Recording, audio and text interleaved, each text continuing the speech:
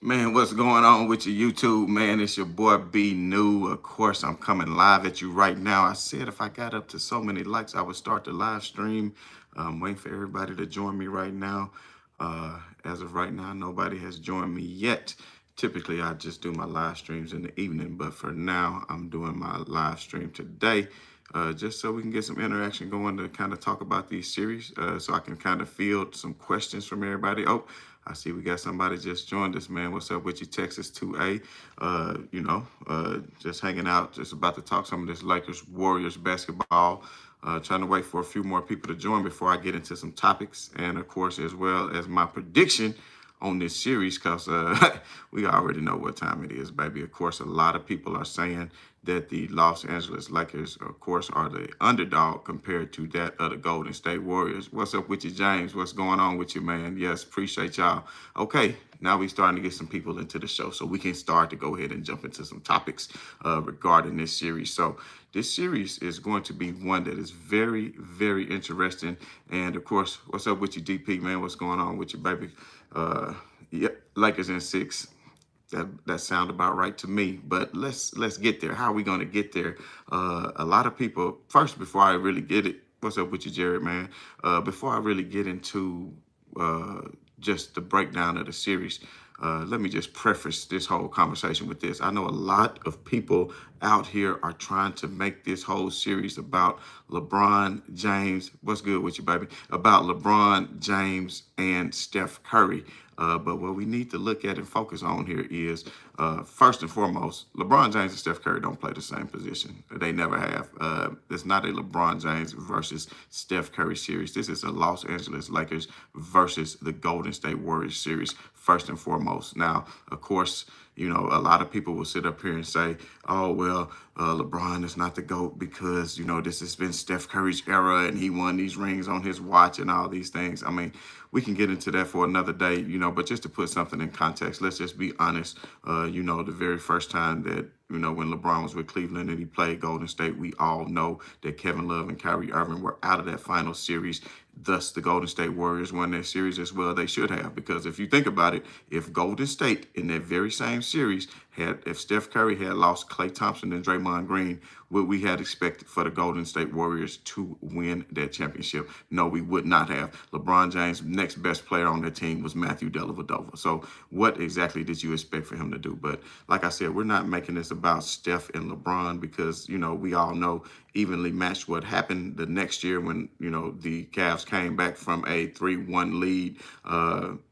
Yep, first time, that's exactly what I just said. And then the next two times, he ended up getting Kevin Durant, of course, you know, making that super team. And of course, that last year, there was even no Kyrie Irving available anyway. But like I said, we're not trying to make this series all about LeBron and Steph, although that is a good storyline because what we have is a LeBron James in his 20th season. So that kind of lets you know the status that LeBron James is on, because in year 20, to have somebody with the high expectation level as he has, that just kind of lets you know something. Because if you look at Michael Jordan when he was 38, 39 years old playing with the Washington Wizards, there were no expectations. So that kind of lets you know that LeBron James is on a whole nother stratosphere at this age compared to greats of the past, because we all know what other stars, a Vince Carter, a Kobe Bryant, a Kareem Abdul-Jabbar, what they all look like in year 20, and it was definitely not what LeBron James looks like now. But anyway, one thing I do want to point out, like I said, it's not going to be about Steph Curry and it's not going to be about LeBron James series, but that is a good narrative. They both competing to see who can get that first ring. But guess what? Just because you win this series, it's not a guarantee that you're going to win a fifth ring. There's going to be other obstacles in the way. You know, there's going to be other obstacles in the way. People in the Eastern Conference, and Denver has looked pretty good as well. So we can't just make it all about that, even though that is a good narrative to push. That is a good narrative to push. But, you know, we're going to have these conversations all summer long. What we want to do now is focus on that of the Lakers versus the Golden State Warriors. And we know throughout the season that the Lakers have a 3-1 advantage to the Golden State Warriors with, I think, two of these games, correct me if I'm wrong, coming post-trade deadline. But none of these games had the full teams involved because either you were missing a Steph when he was out for his injury? Are you missing LeBron when he was out for his injury? So it's tough to say, who really would have won those battles. But as I look at this series, it's going to be very pivotal. So if you stop and look at it, I mean, let's look at it matchup by matchup, right? First of all, we can look at the last series. The Lakers just came off. A very physical series with the Memphis Grizzlies, who can play stellar defense, as we all know. And we did see LeBron James. He didn't explode much in that series. He did have a 22-20 game. Of course, the big game 4 in which he hit the game shot to take it to overtime and win in overtime. But as far as a breakout game from LeBron, a 35-point, a 40-point game, a lot of people who haven't been watching his games all year might think that, oh, he's so old in the tooth. Age has finally caught up with him. He's incapable. But I'm here to tell you that is simply not the case. That was more so the case of, you have to give it to Dillon Brooks. People can say what they want about him, but Dillon Brooks played excellent defense on LeBron James in that series, and so did Xavier Tillman. And the game plan from the Memphis Grizzlies coaching staff was to shut down LeBron James as a focal point of the offense, and they did a great job doing so, having other players have to beat you. And basically that's what happened throughout that series, because if you look at it, you had Austin Reeves, who was a leading scorer. Let's see, Damon Talk Sports, a bronzexual is delusional. Okay, he's saying somebody is delusional. I guess he's probably talking about himself, because if you're talking about delusion, the delusion that I see from this series is the Lakers are larger, the Lakers are bigger, the Lakers have more length, the Lakers can put pressure on defense. And if you're talking about X's and O's of this series, we can just really take a look at it from standpoint by standpoint. So if you have a Anthony Davis and a Kevon Looney, let's just be honest. Who's winning that matchup? Who is winning that matchup? Anthony Davis or Looney? Of course, that's going to be Anthony Davis. Anthony Davis is going to take advantage of him in every which way on the offensive side of the ball, causing him to fatigue and maybe not get necessarily the offensive rebounds that he is going to get. This delusional guy who keeps saying that Steph is the best player of the era, I'm trying to figure out how, because if you look at his points, he got 20,000 points and LeBron James got 40,000 points. So if LeBron James got 40,000 points and Steph got 20,000 points, he has double the points of him. How is he the best of any era? What defense does he play? Put it like this. I can say some things that can really blow y'all mind. I'm not going to, make this all about LeBron and Steph, as I said before, but let's think about this. LeBron and Steph have not gone one-on-one. You had a great team in the Golden State Warriors. Like I said, in the first matchup in the first championship, what happened? Kevin Love and Kyrie Irving were both injured. They both were injured. So if they both were injured, then imagine if Steph Curry's best 2 teammates was injured. What would have happened? Then you saw what happened the following year, that they had to cry and had to go get Kevin Durant to put them over the top. And LeBron James was still putting teams on his back to make it to the finals. So Steph is the best of the era. That makes absolutely no sense at all. He could not beat LeBron James in a one-on-one. He could not. If you start your team with anybody, you're going to start with LeBron James, because he's able to get you boards. He's able to get you assists. He's able to dominate the game from start to finish, especially a prime LeBron James over a prime Steph Curry. I mean, Steph Curry right there. I'm not taking anything away from him. If you watch my top 50 countdown of my players of last summer, which I'm going to do again this summer, I have Steph Curry within the top 10. Last year I did not. I had him, I think, 12 or 13, but he's definitely done some things to earn his way and move up into those ranks. I must say that. But at the end of the day, yes, LeBron James is an all-NBA defender, but we got plenty of time to get into that, everybody. We got plenty of time to get into that. Let me get back and focus on this series, is what I was saying regarding this series. So if Anthony Davis, basically what the Golden State Warriors are going to have to do is try to play a lot of high pick and roll. Because I'm telling you right now, watch the game tonight. If they don't play a lot of high pick and roll, they're going to be in trouble, because all that running around screening that Steph Curry does, all that running around multiple screens that Klay Thompson do, that ain't going to slide with the Lakers, baby. That's not going to slide with the Lakers, because we saw Desmond Bane, one of the best screeners and running, who jump and take threes and run through screens. That's the only... You saw what happened with that. Austin Reeves can get over screens. Austin Reeves can get through screens. And the Lakers made a great adjustment in Game 5 after Desmond Bane really started trying to get after he really started. Yeah, we know it's not Memphis for real. Man, this dude must have a real smooth brain. This not Memphis for real. I think Memphis was a higher seed than Golden State, wasn't it? I think Memphis was a higher seed than Golden State, wasn't they? They had the best shooters of all time. They just struggled to get past Sacramento. They just struggled to get past Sacramento. So you talking about like it's just going to automatically be given. What kind of rim protection does Sacramento have? Sabonis? Steph Curry got all his points going to the lane. Please bring it in against Anthony Davis and watch what's going to happen. It ain't going to be no way of getting to the rim, baby. So let me get back to my point while you spouting off foolishness.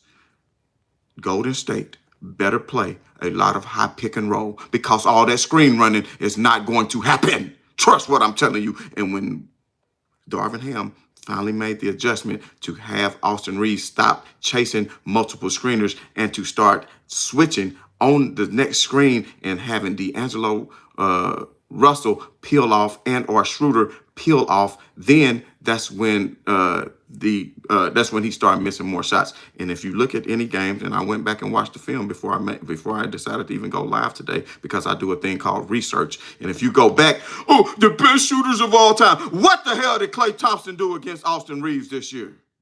I think I made a note of it. What did he do against Austin Reeves this year? Let's just see. 3 games, post-trade deadline, Klay Thompson against Austin Reeves. Klay Thompson had 20 points per game. 20 on how many field goal attempts? 19 field goal attempts a game. So it took him 19 shots a game just to get 20. Man, regular season games are the... Matter of fact, let me mute him because this dude is real slow out here on these streets. If you really think West, of course they're not the same. So what? Let me ask you this, Mr. Damon, and then we can just silence you real quick. Let me ask you this, player. What happened when Golden State played the Lakers a couple of years ago in the play-in tournament? When it was winner take all. What happened? LeBron James hit that 3 in that boy eye and ended it. That's what happened. Then they had to play Memphis, and they couldn't even beat Memphis. Got a championship last year running around playing the Celtics. Didn't play Giannis, didn't play anybody. Man, come on. Just think about that. But like I was saying, they better play a lot of high pick and roll because if Golden State can get away from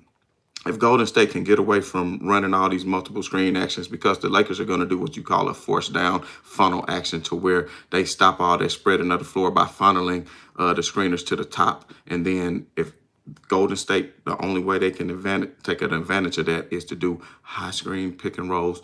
By doing that, they'll pull AD out of the paint. When they pull AD out of the paint, then that's going to help them because he won't be there to get rebounds. Then Looney can get rebounds and kick it back out to open three-point shooters would be their hope. But what I'm telling you with the rim protection, because this is what's going to happen. Basically, you're going to have Anthony Davis on Looney. Unfortunately, because Vanderbilt is going to have to take on the assignment of Steph Curry, which that's going to be big because we all saw what Vando just did to Ja Morant in the last series. We saw what Vanderbilt did to Ja Morant in the last series. He's capable of being a very versatile defender and doing that dirty work. So you're going to have a Vanderbilt guarding Steph Curry. But when you put Vanderbilt on Steph Curry, then that's going to leave Reeves on Klay, and Klay's probably going to guard Reeves. But that's going to put LeBron on Draymond Green, which takes a lot of defensive pressure off LeBron because he doesn't have to play as much defense. I'm not saying Draymond can't score, but LeBron can be more of a roamer on the defensive end by not having to guard Draymond Green. But for that same token, on the other end of the floor, Draymond Green is going to be a roamer because you're going to have Draymond Green is going to be a runner because he's going to be a roamer on the defensive end of the floor because you're going to have Vanderbilt out there. So with Looney matching up with AD, Draymond can kind of roam around. And we've seen even when the Lakers played Golden State before, when the Lakers still had Westbrook, what happened? Westbrook was sitting out there on the perimeter, and they was just daring him to shoot. And I think they'll take pretty much that same approach on Vanderbilt. But as you saw in the last game, Vanderbilt was making them pay for that. So Vanderbilt can still make players play if they choose to leave him wide open. Let's see. I don't see it either. A healthy LeBron James and the AD, I just don't think they can lose this series. Bron play better offense this series? Absolutely, he will play better offense this series because the Memphis Grizzlies defended him excellently. When I'm telling you, the Memphis Grizzlies defended him so well as far as their game plan, putting Tillman on him, who is a heavier and stronger defender, that really put some clamps down on LeBron James. When they did have Dillon Brooks on him, Dillon Brooks played excellent defense as well. But one thing I do got to give a shout out for, because in this series, you're probably going to see Wiggins guard LeBron.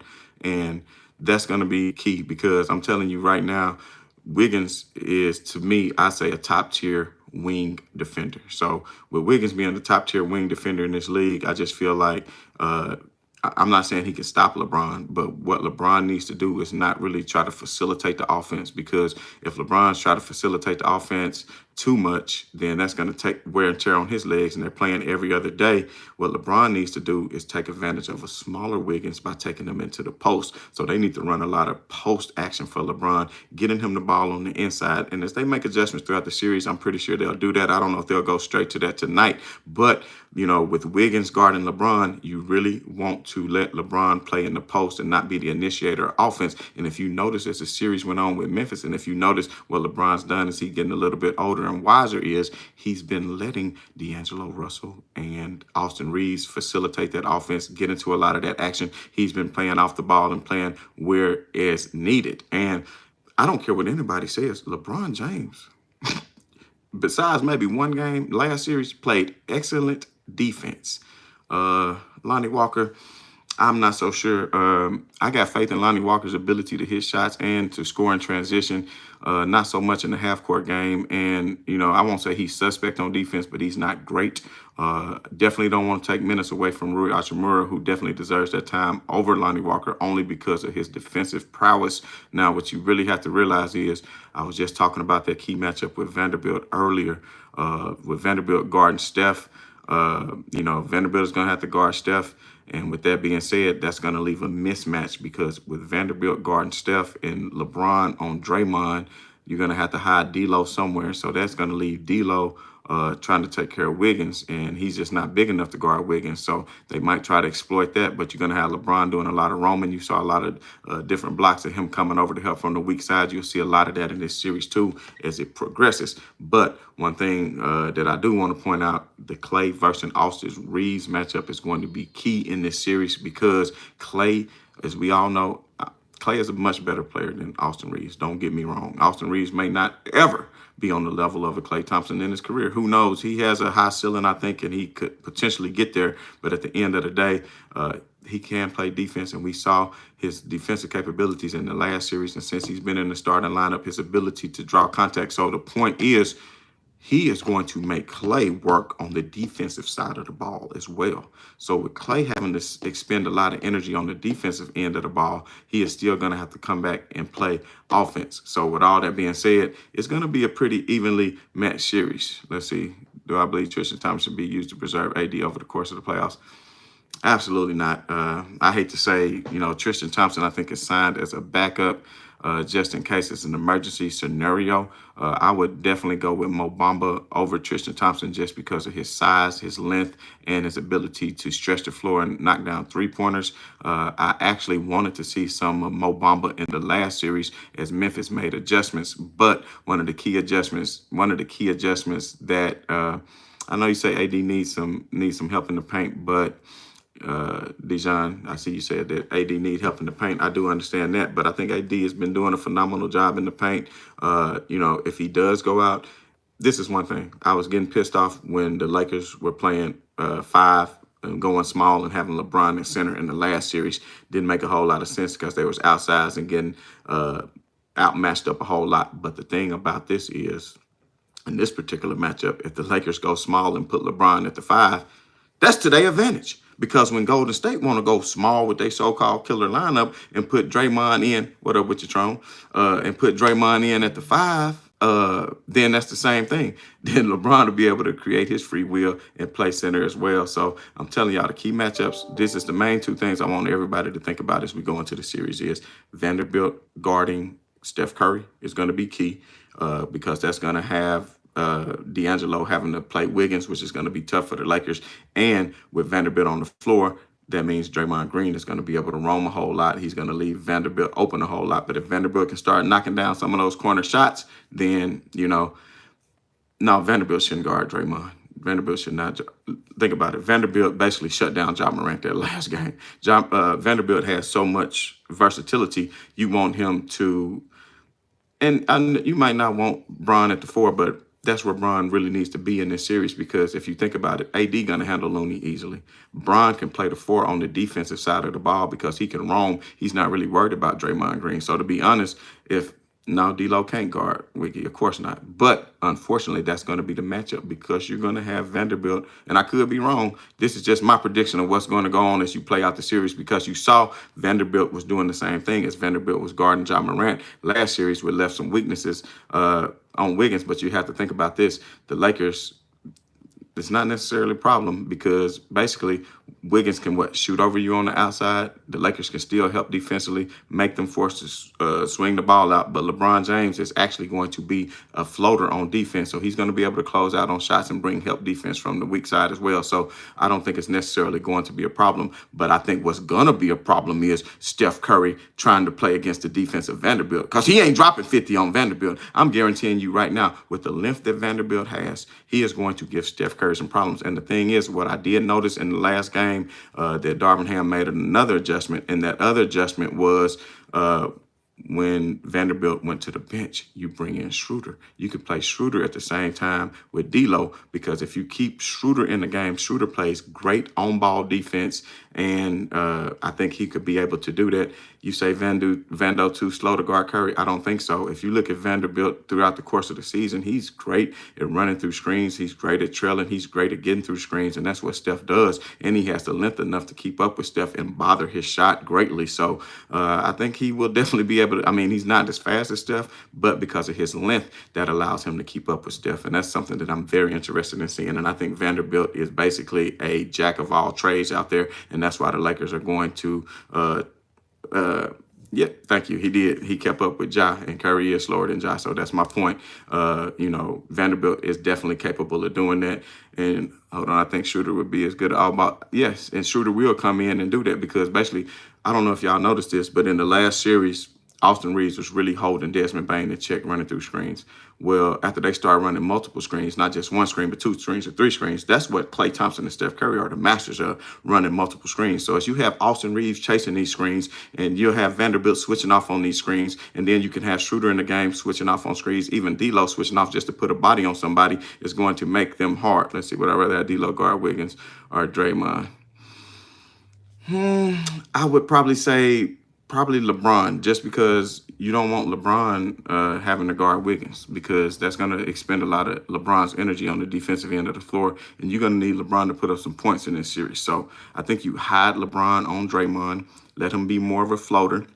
He doesn't have to focus as much on Draymond, and he can get in passing lanes, because Draymond creates a lot of things for the Warriors. So back to what I was saying, instead of them running all these screens, what they're going to have to do is play a lot of high pick and roll. That's the only way the Warriors have a chance to win, is if they play high pick and roll. I probably shouldn't be giving away my secrets, but I guarantee Steve Kerr is a genius, so he knows this already. When they play the high pick and roll, Lakers can't afford just to play drop back coverage, because if they get caught in the switch or something like that, then Steph Curry is going to feast.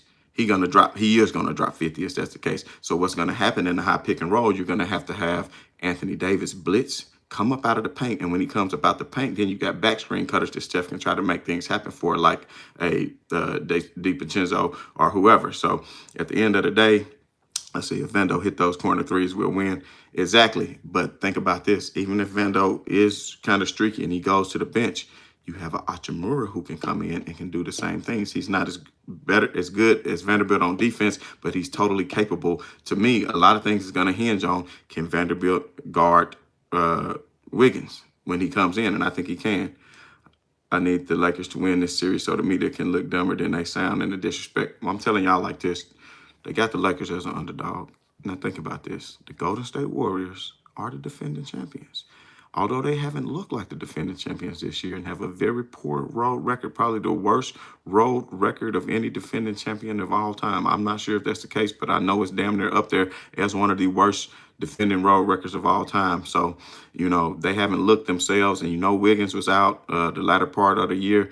I was really picking the Lakers then, and I'm not going to lie to you all. When Wiggins came back, I said the Lakers could be in trouble because this is really the only matchup who I feel has a chance of taking the Lakers out. I think the Lakers ultimately can still win this in 6. I don't know if they'll steal the first game tonight. If I had to predict, it might be too much of a fill-out game. Maybe they can come in. They have had more rest, so you have to think about it. They had rest for probably the last 3 days. So since they had rest the last 3 days and Golden State coming off that victory, but a lot of times the momentum that you were just on could raise you up another notch to play even better. So you never know what you might be in store for tonight. But at the end of the day, I just think the Lakers are too long. They have too much length. They have too much versatility on the defensive side of the floor. And with Anthony Davis, they have too much rim protection because all that getting to the paint, easy layups, Steph flipping it up, all these floaters, all that's not going to ride, y'all. That's not going to ride. The Lakers are not going to have that. It's not going to be any of that. So I'm telling you right now, in order for the Golden State Warriors to secure this victory, you're going to have some monumental games for Steph Curry. And what it's going to boil down to, you got to look at the stars. Clay and Steph, stars in their own right. LeBron and AD, stars in their own right. Even LeBron at age 38, I still will have to put my money on LeBron James and Anthony Davis because defense wins championships. Now, if y'all notice, and I looked up the last 15 games going into the end of the season, Golden State Warriors were ranked 4th in defense. You know, they were ranked 4th in defense. Let me see what we got here. Sacramento had the 16th best defense to the drive. Meanwhile, LA trade deadline, neck and neck with Philly is the best defensive team. I don't see Golden State having an easy time. I don't see them having an easy time in this series either. But like I was just saying, Golden State, I looked at the last 15 games, and they did rank in the top 5 in defense. I think they were number 4. So they play good defense in their own right, anchored by Draymond Green. So let's see how well they do when Draymond Green isn't in the game. Because when Draymond Green isn't in the game, I think they're going to struggle. And we all know when Steph isn't in the game, they've struggled a lot. Brian had me scared not getting past Tillman all series. I'm going to tell you what, though. Tillman is an excellent defender. It's time to roll out the money for Xavier Tillman because he proved in that series. Because it's not like LeBron James wasn't getting past people all season. The guy has great lateral movement for a big man. He had great lateral movement for a big man. And let's not forget, y'all, I want everybody to know this. Who was guarding Jarrett Jackson Jr. for the majority of the series? I heard Shannon Sharp say something earlier today, and I was like, he's talking about how AD guarded Triple J. Like, no, he really didn't. I mean, here and there, but for the most part, no. LeBron James was holding Jarrett Jackson Jr., and that was a lot for him to hold. I mean, and Jarrett Jackson Jr. Was definitely going to the post. He had LeBron James backing him down on several occasions. That can wear on an older player. And then not only that, Dylan Brooks is very physical with LeBron James, and the doubles were coming from LeBron James. So let's see, do we think I should run that 8-man rotation like we did? Let's see, 8-man rotation, starting 5 plus who we got? Schroeder, Hachimura. Tell me who I'm missing. Who am I missing? We know we don't really need to see Lonnie Walker. I don't preferably. I mean, Gabriel, I think he could play in this series. I think he matches up well in this series, especially with his nose for the rim. But yeah, in the playoffs, I think you should keep it down to an 8 or 9 man rotation at all times because you know you don't want to start getting fancy and bringing too much. I would have liked to see Mo Bamba at some point during that last series. I think he could have helped, but I don't really think you necessarily need him. And I like Wayne. I think Wayne should get a chance. And Malik Beasley, that's who I forgot about, y'all. I don't know about Malik Beasley, y'all. I'm telling y'all, he started off so good. Even when Golden State played the Lakers earlier this year, I want to say Malik Beasley hit for like 8 threes at one point, or 7 or 8 threes, like was just going ham. But man, he's just been so streaky. I think what you do with Malik Beasley is you say, look, I'm gonna carve out. A lot of people say 10 minutes a game is not enough because he's streaky. He has to catch streak. But what does he give up on the defensive end of the floor?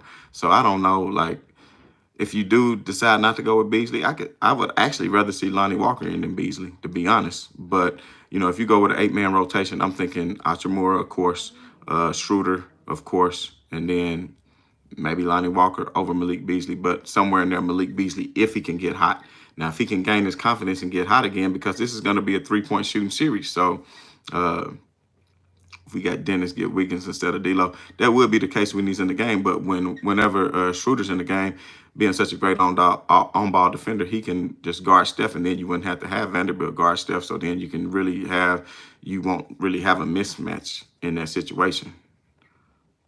Oh, he's still dealing with a sore ankle. Appreciate that. I had not heard that. I was wondering because, you got a big who can stretch the floor. That's something that's valuable in the playoffs. Yeah, that's true. Tristan Thompson's familiar with the Warriors. Tristan Thompson haven't played basketball in over a year. So that's my problem with Tristan Thompson. It takes a while to get in basketball shape. I mean, that's not practice. So when you're playing in the playoffs, it's not just like regular season basketball. It's the intensity is taken up to a whole nother notch again. So when the intensity is taken up to that notch, I just don't feel as if Tristan Thompson would have what it takes to really be effective in that game. But who knows? But now's not the time to experiment. Now, if the Lakers get up by 25 and there's 5 minutes left in the game, put him out there and see what he can do. What if guards guard Wiggins? That's probably what's going to happen, because what's going to happen is, for those who are just not joining me, I see there's more people joining, but Vanderbilt is going to guard Steph Curry. That's the way it's going to start up, the same way he guarded Ja Morant. So that's going to leave a mismatch on the floor by having your 3 or 4 piece go guard the 1 guard. So that's just going to be the nature of the beast. And D'Lo will get hit on Wiggins. But guess what? Wiggins isn't the only person you need to worry about on the Warriors. And when if he breaks D'Lo down and gets to the rim, you have help. If they kick it out, the Lakers are great at rotating and getting back to the outside shot to close out on these outside shooters. So I would rather sacrifice that and still try my luck with Vanderbilt on Curry, because who's going to beat you in the series? Curry. How many games are we going to? Exactly. He's going to guard Curry full court. He's going to pick him up full pressure. He's going to make it very hard on him.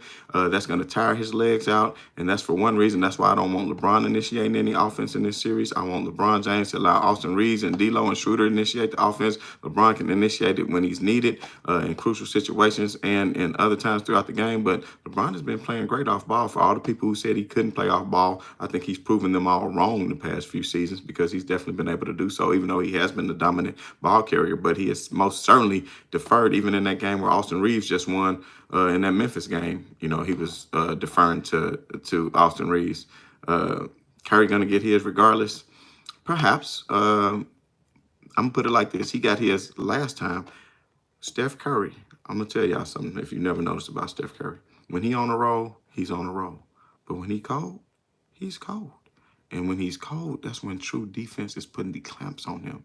See, what everybody just saw against the Sacramento Kings, they have no rim protection.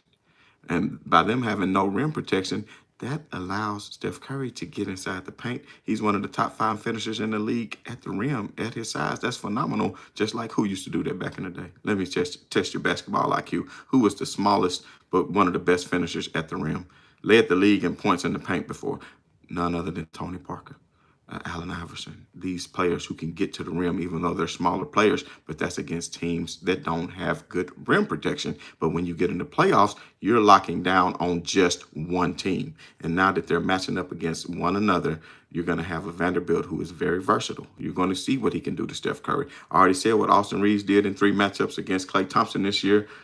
Klay Thompson only scored 20 points a game on 19 field goal attempts per game. So Austin Reeves was locked in on Klay Thompson. He has the younger legs. And even though I feel like Klay Thompson, of course, is the better player, I think Austin Reeves is going to give him fits. Yes, they need Curry to play defense and tire him out. So, on the defensive side of the ball, Curry is not going to guard Vanderbilt. Of course, he's going to have to worry about D'Angelo Russell. And with the way D'Angelo Russell has been playing lately, he's been playing a lot of great pick and roll with the 1-5, putting AD in good situations in pick and roll offense. That's going to cause Curry to put pressure on him defensively, whether it's caught in a switch or whether he's fighting through a screen, because D'Lo has shown us that he's more than capable of hitting the outside shot from 3-point land, just as he did in Game 6 and as he did in Game, I think, was it 5 or was it 3? Whichever game, when he hit the 3 threes in a row. So at the end of the day, I know the betting world has the Lakers as the underdog.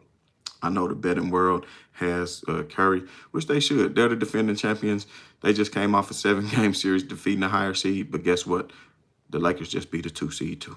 You understand me? And of course, they were without Steven Adams, which I think was big. And that's why I picked the Lakers from the beginning. To be totally honest with you, if Memphis was completely healthy, I was picking Memphis to come all the way out the West and get their vengeance against Golden State from, what happened last year, which we won't get into all of that. But, that was just my full breakdown. For those of you who joined me late, this video will be available probably in another 30, 45 minutes on YouTube. So please go back and check it out. I will do my best to live stream tonight and have a post-game reaction after the game as we fully dissect all the X's and O's. And of course, we will have post-game tomorrow. Tomorrow morning, probably not a live feed, but just a post game. So, I just want to thank everybody who joined me, everybody who gave me a super like.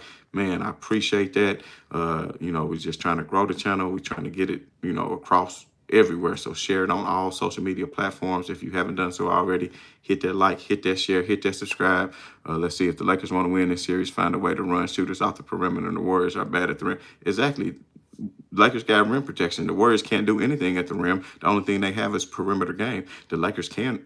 Did y'all see when the Lakers get locked in, what they look like, what their perimeter defense looks like? When they get truly locked in, what their perimeter defense looks like. You shall see. But anyway, man, this is your boy B New. As always, I'm saying right on to the real. Much love to the haters. Man, much love to everybody. Lakers should have kept, I'm sorry, I got to say, Lakers should have kept Thomas Bryant. Thomas Bryant, I mean, he showed glimpses of goodness as far as scoring, but dude could not guard a pick and roll to save his life. He could not. Man, appreciate that, Roberto. Definitely appreciate that. Big Sneed, hit me up. I got you, Big Sneed. Man, everybody, man, much love to everyone. But like I said, the Lakers perimeter defense is one to be felt. So it's going to be some issues, everybody. And we're going to see tonight. And like I said, I'm not necessarily predicting a victory tonight. I think it, who knows? The crowd might get into it. They might be feeling so good off the last game, and the Lakers might be a little bit too rested. They might get behind. But if you ever notice any game that the Lakers played in this year, even if a team got out to a big lead, they always found a way to get back in the game. So all the Lakers need to do tonight is keep it close. And if they have it close in the fourth quarter, then I think they can pull out the victory. But ultimately, I still had the Lakers winning in 6 because I wouldn't pick the Lakers to win a game 7 on the road in Golden State. That's just something I wouldn't pick for anybody, really, because that's one of the hardest places to play. And, of course, you're talking about the defending champion, dynastic Golden State Warriors. But maybe we'll join live tomorrow because we do want to talk about some of the debate stuff. Everybody want to make this about LeBron and Steph and all these ridiculous notions that we can easily put to rest because men lie, women lie. Numbers don't lie. We all know. But like I said, man, if you haven't done so already, hit that like, hit that share, hit that subscribe. Much love. I got to get on up out of here. But as always, man, this is your boy B New. I'm saying, man, right on to the real and much love to these haters. I'm out.